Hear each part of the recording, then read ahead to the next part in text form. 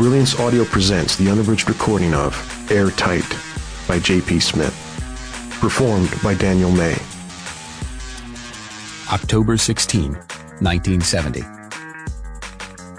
It began as a river of electricity working its way up his legs, into the pit of his stomach, through his heart, and settling in his head, where it would cook and bubble for the next 8 hours, wreaking havoc with the primordial life that clung to the corners and corridors of a subconscious that had eluded parents, teachers, counselors, and physicians for all of his 18 years. In time, he would come to pinpoint it on the map of his life. It was sometime between To a Skylark and Ode on a Grecian Urn that he went quietly out of his mind. Outside, the wind wove through the leaves and branches like fingers of bright tin, twitching toward a sky so azure that it became a line from a familiar song or a photo he'd seen 1,000,000 times before.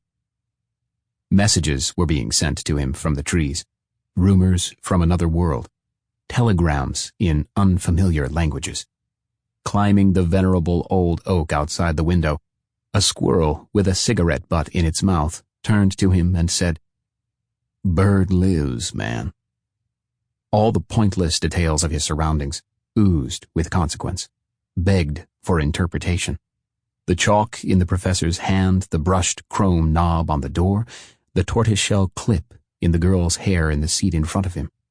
He drew nearer until he could see the individual brown hairs emerging from her scalp, a flake or two of dead skin, and wondered, if he looked any closer, whether he might see her skull and beneath it, her brain throbbing with dreams of escape as vivid as his.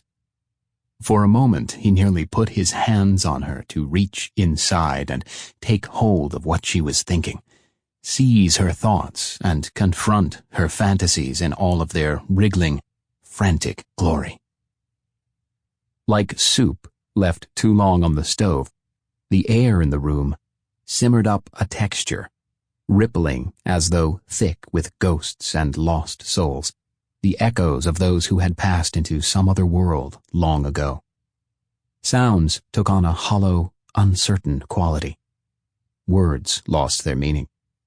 The faces of those around him faded into something he could only call the uneasy past. They were not where he was, nor would they ever be. They were a moment or two behind, then a minute, then 5. Sample complete. Ready to continue?